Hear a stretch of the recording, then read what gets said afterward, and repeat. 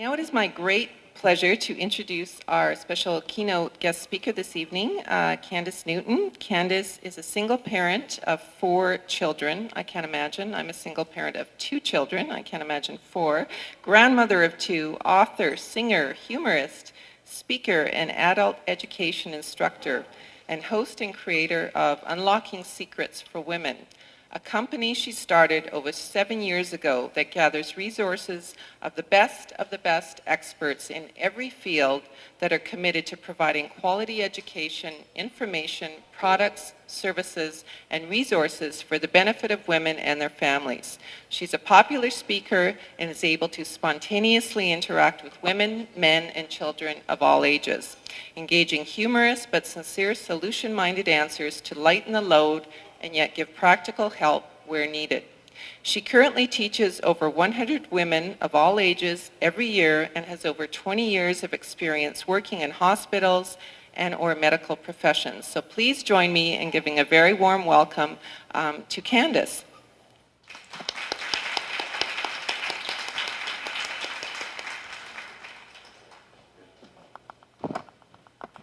Hello. I always love podiums because I'm too short to see above them. And I usually get people asking me, are you standing in a hole? I thought, no, you have to be short to get that. First of all, thank you for inviting me. What an absolute honor it is.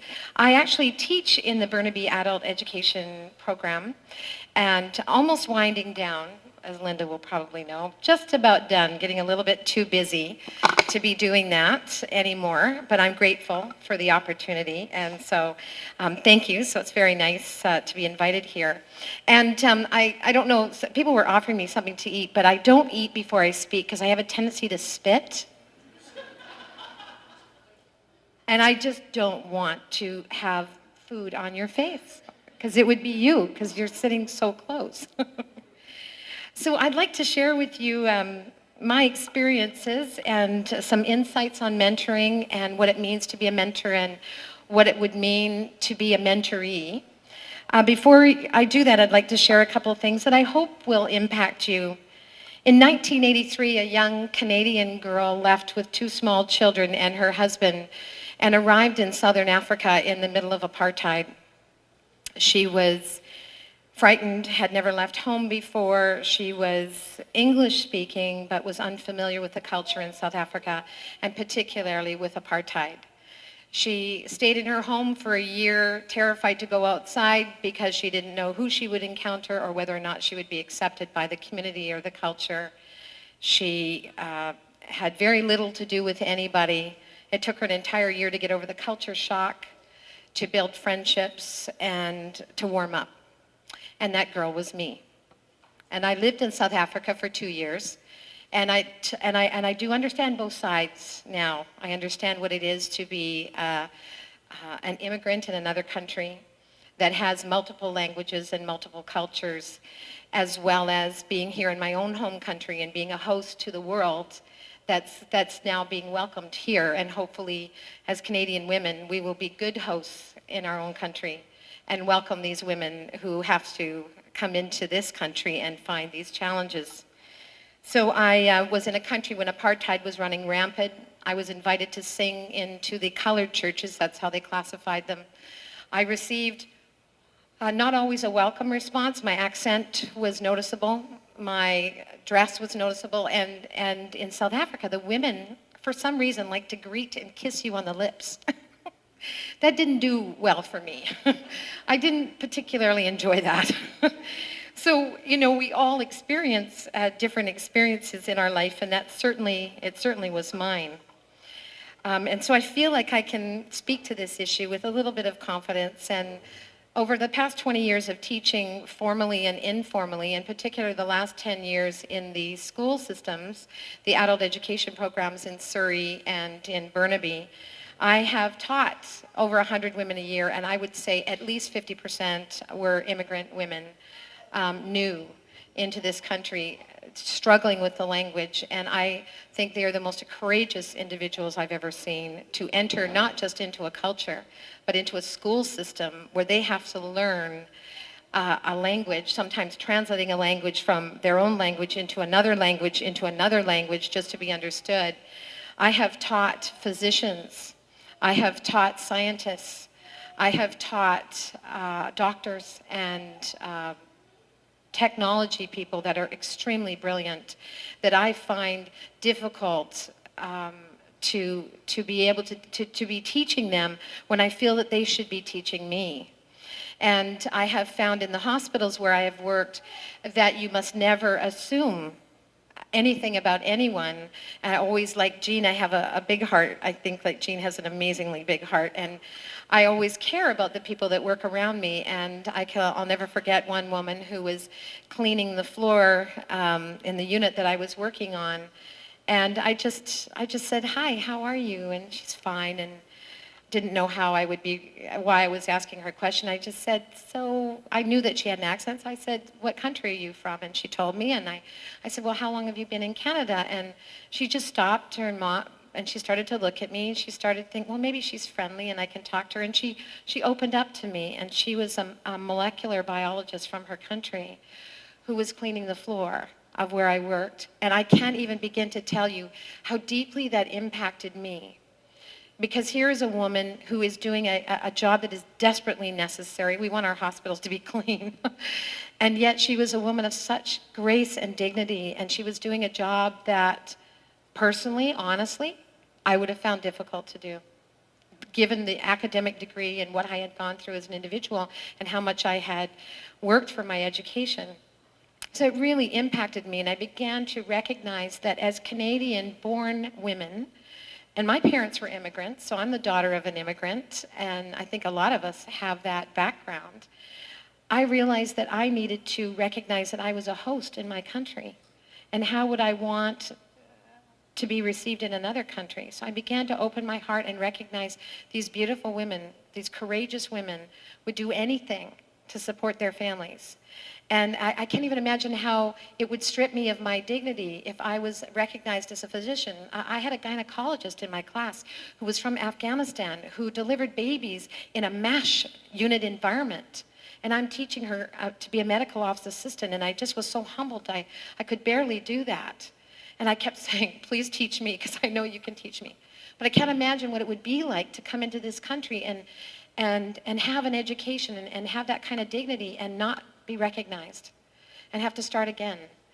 And I think for us as hosts in our country, and those of you who are going to be mentored by these women who are obviously doing this because they love you and care about you, and that's their motive, I think we have to recognize that we need to continue to give them their dignity as we would want to be respected. Education opportunities that contribute to a successful integration are extremely important. I'd love to tell you exactly where I'm quoting from, but I have an estrogen issue, if those of you are of that certain age. So I forgot to write the link down, so I'm not going to take credit for this. I'm going to tell you that this is somebody else's, but it was such a great little story. But if you want to, later you can email me and I'll tell you where I got it from, but I just don't want anyone to think I'm plagiarizing somebody else's stuff. Marcia Placia immigrated from Poland to Canada in 1990. Marcia was a teacher in Poland and in Germany. At the time she came to Canada, she did not speak English, and she thought that her husband would get a job and she would learn English. But it did not happen this way. She gave herself 6 weeks to learn English, and 3 months after coming to Canada, she found herself in front of a classroom. Teaching was the profession that she loved. It was actually her ESL teacher who helped her to become a volunteer. She volunteered for a whole year, learned about the system, and looked around opportunities to fit into the system. She eventually became a successful teacher by being innovative. For me, the passion of a mentor is to provide that opportunity for the women that have found the courage to face experiencing a different culture in every single way imaginable. Faduma Muhammad immigrated from Somalia.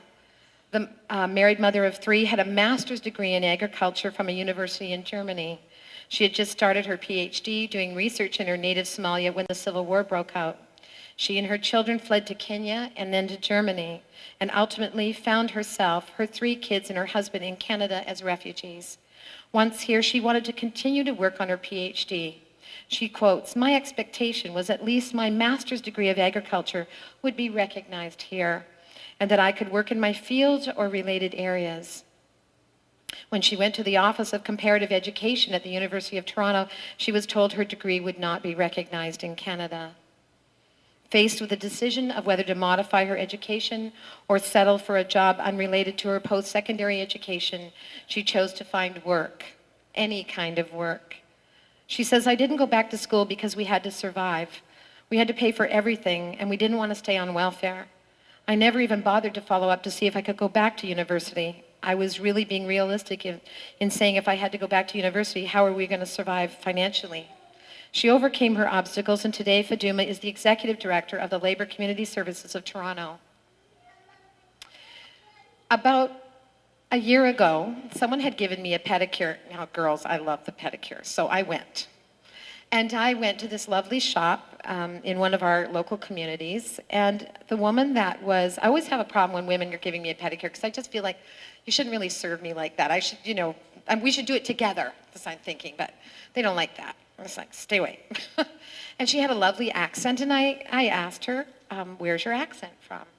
And she was reluctant to tell me, but she said Iran. And I said, oh, wonderful. And what made you come to Canada? Because I'm just like that. I'll ask anybody why you're there. And she was, again, very reluctant to answer, and she was quite shy about it. But she said, well, my husband came, and she just shared just a little bit. And I said, oh, and I said, so how did you find the Canadian women when you came? How were we to you? And she just looked at me. I said, you can tell me, because I want to know. I want to hear. I want to know if we're doing a great job. I just want to know. And she said, well, I'm intimidated by Canadian women. So I said, oh. I was really surprised, actually. I didn't expect that response from her. I said, intimidated? I said, well, why are you intimidated by Canadian women? She said, we just are. So I just was warm and kind, and I wanted to draw her out. So I just said, because I got a revelation, I got an understanding. I thought, if she's intimidated by us, how does she manifest that intimidation? So I said to her, how do you behave when you're intimidated? She said, I just don't talk to them. I said, well, if you don't talk to the Canadian women, then how do you think a Canadian woman, a Canadian-born woman, because all of us are Canadian women, but Canadian-born women, how do you feel, what do you think they're thinking about you? She said, I don't know. I said, well, I can tell you that if another woman wouldn't speak to me, I would think she didn't like me. And then there would be a barrier. And I realized in that moment, I said to her, well, I want you to know that I am a Canadian-born woman, and I welcome you into our country, and there's a lot of amazing women here that would just love you and welcome you as well, and if there's anything that I can do for you, I'm happy to help. And I ended up helping her daughter get into a program. But I guess I wanted to say that from both sides, there's a challenge. The challenge is, for us as Canadian women, it's our host country. Someone's coming into our home. When they come into our home, we're a good hostess. We welcome them, we make them feel comfortable, we make them feel like it's your home is my home. And then we need to have that big global picture when we think about the country. But there's also a challenge to those that are being mentored, and that we need you to help us understand what your fears are, where your barriers are.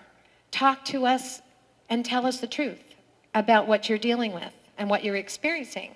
Because then we are, sometimes just interpret things wrongly as well. And we want to break down those barriers. This is really important that I understand where you're coming from and you understand where I'm coming from. In a few minutes, I'm going to do a little exercise with you because I want to drive that point home. Now, I'm just pretending you're in my classroom, so you have no choice. You just have to do it.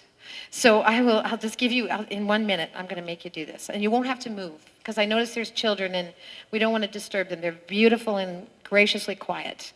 And so we don't want to disrupt the process. But I'm going to get you to do something that's going to drive a point home about how important it is that we both have these roles. So what is a mentor? Again, I stole this from somebody's site. And you'll be surprised to find out where I stole it from. I stole it, because this one I did get. I stole it from the U.S. Army. But it's not really stealing if I tell you where I got it from, right?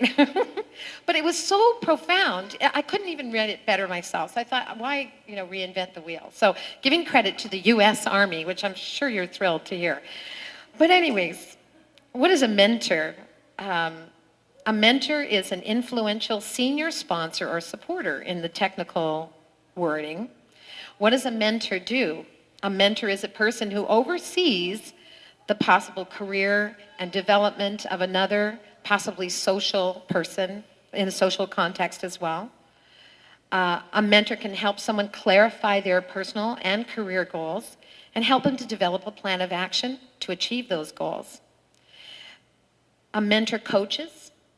They pass along information. They provide really loving feedback. I want to stress the loving. As an immigrant woman myself in a strange country, I appreciated the women who took the time to be gentle with me and telling me, Candace, you're being rude. Because they had to tell me, because sometimes my customs were not appropriate for where I was. Pointing was a big thing that I do. If I point at you, I apologize. It's because I'm trying to make a point. Sorry. Very bad joke.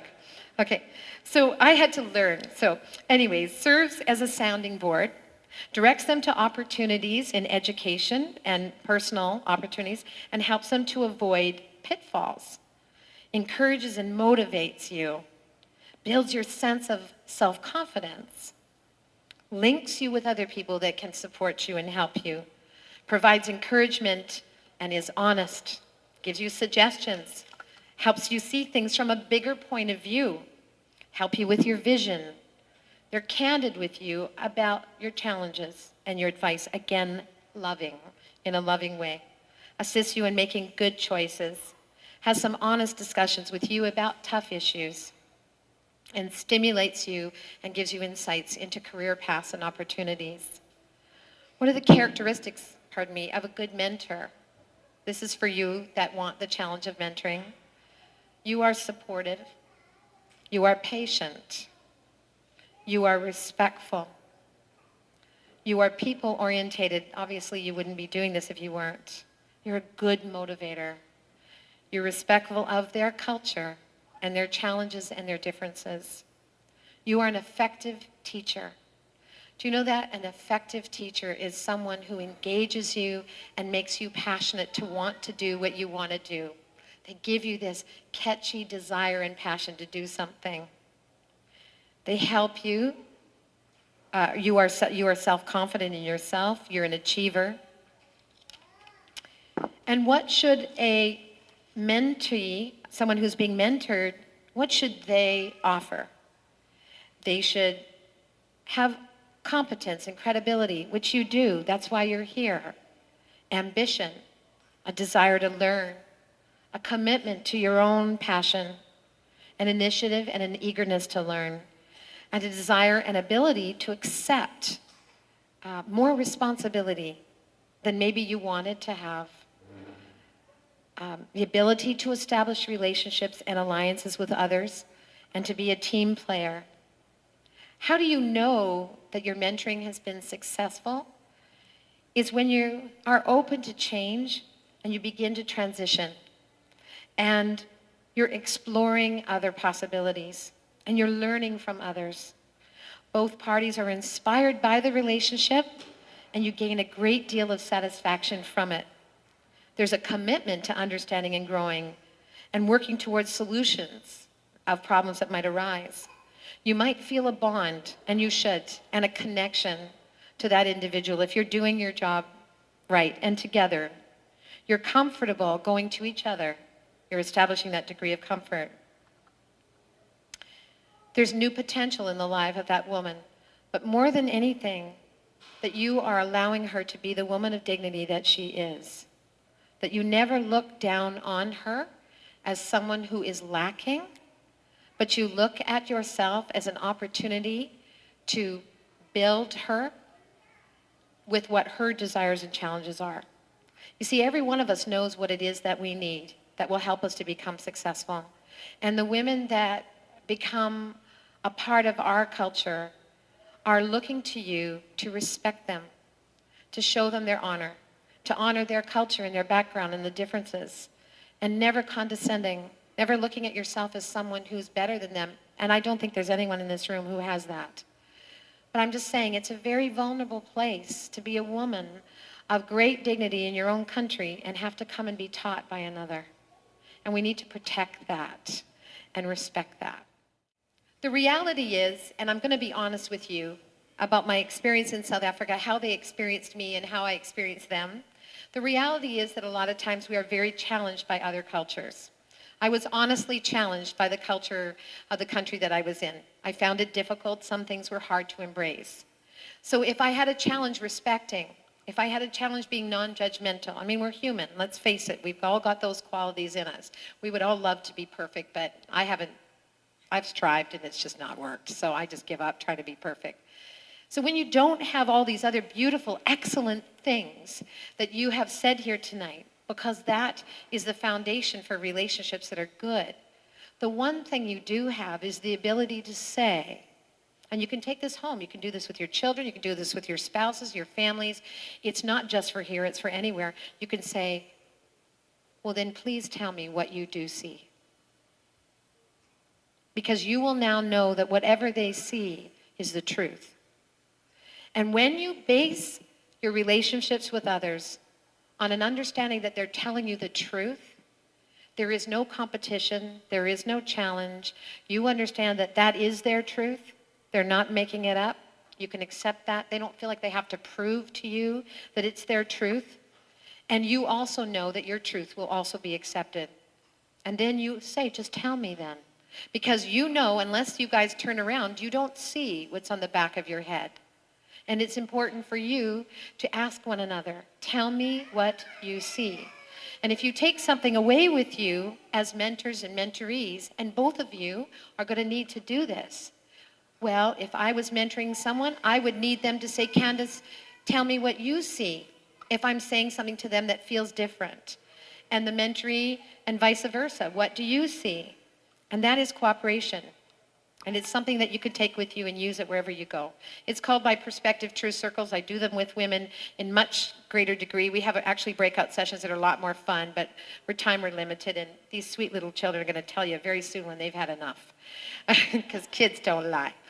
So I'd like to leave you with something that I wrote in 2005. I was sitting at my computer, and I just had something I just had to get out of me because no one wanted to listen to me anymore.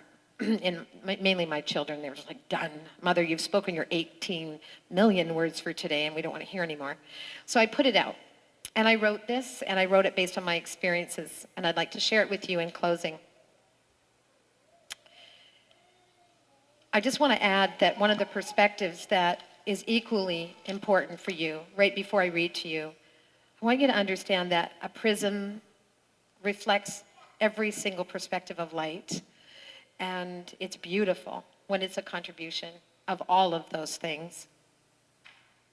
Each one of you were born in this generation, in this world, in this moment, because you belong here.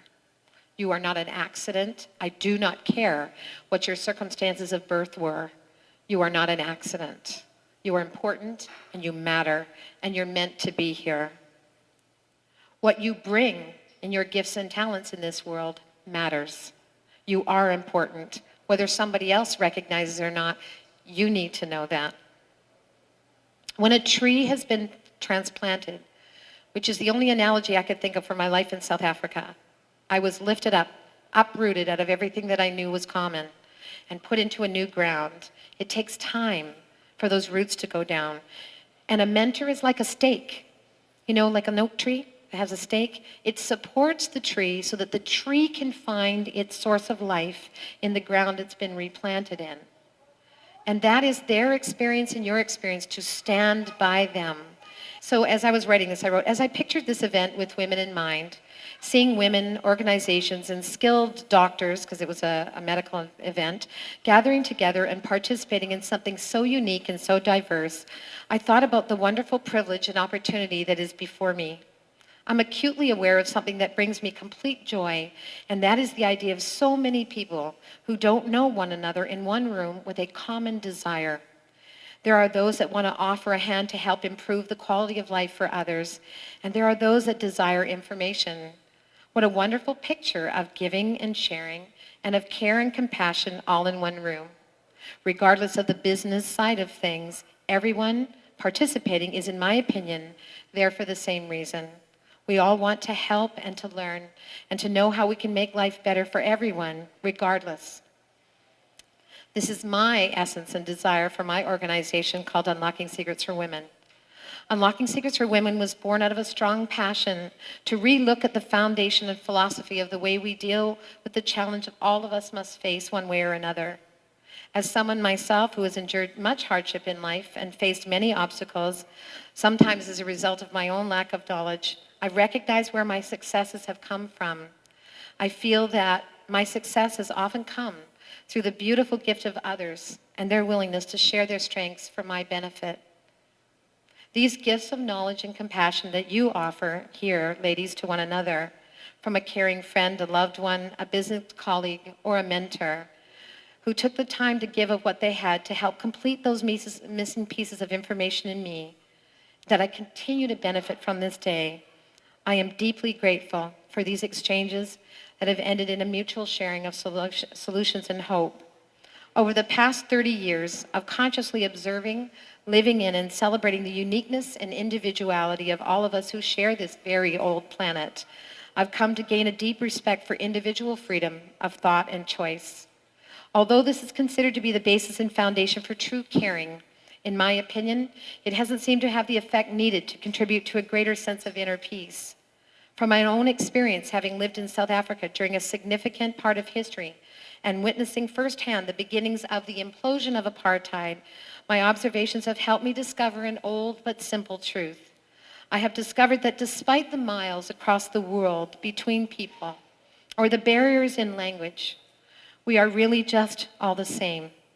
The color of the blood within my veins and yours is the same. Our basic nutritional needs are similar, and what sustains us for life is the same. So are all the desires within us. We are not as different as we might think. Circumstantially, we may all be different, rich or poor, or young or old, male or female, with a beautiful rainbow of culture and colors, but still the common thread runs through us all. Regardless of where we travel in this world, I truly believe that it is the deep need to know that we are loved and cared for that is common to every one of us. I believe we are filled with a desire to see ourselves and those that are precious to us, to have the love, comfort, and necessities to live the best lives that we can. As a mother or father in Africa, India, Canada, or any other country in the world, each parent wants the same thing for their child as I do.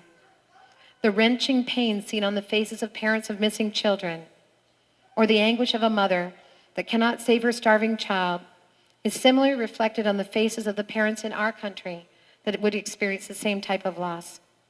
We must admit that our challenges with our own youth, crime rate, divorce, and family breakdowns still seem to indicate a barrier. But for me, it isn't the lack of desire for good that's a barrier, but rather misunderstanding sometimes the reactions of a society around us. Reactions of anger and crime and the breakdown of family are happening, but it's because they've forgotten that they are loved. I am continuing to learn of the possibility that the opinions and reactions within myself and others that appear negative could have a better explanation. We're looking for love. It's not what sets us apart that makes us strong, but what we share in common. This is the secret to our own success. There is power in unity, and focusing on what brings us together is my personal passion. Regardless of where we are, culturally or socially, we all share the same common goals of wanting to do the best we can with what we have and to want better for ourselves, our loved ones, and our society. To me, that is the secret. That's what's been missing all along, to understand that common goals help us to continue growing. So let's focus on what we share in common rather than what drives us apart. For although there is beauty in diversity, it is our unified goals that help us to build permanent bridges of love, tolerance, and compassion. We must continue to focus on what we have in common in order to build this structure to house our diversity so that it remains beneficial. Here in my own country of Canada, It is a unique example of inviting the many diverse peoples and cultures of the world to come and live within our borders peacefully, sharing one country. Our responsibility with this privilege is to continue to show the world that we can live together despite our beautiful differences as we focus on what is foundational to all. Thank you.